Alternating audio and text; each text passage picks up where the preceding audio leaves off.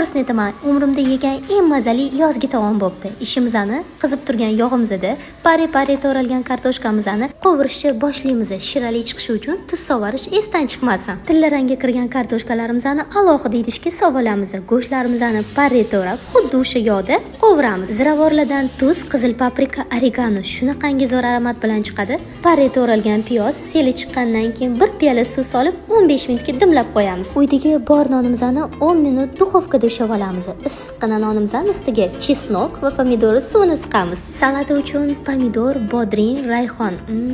Hozirdan ishtahangiz ochilib ketdimi?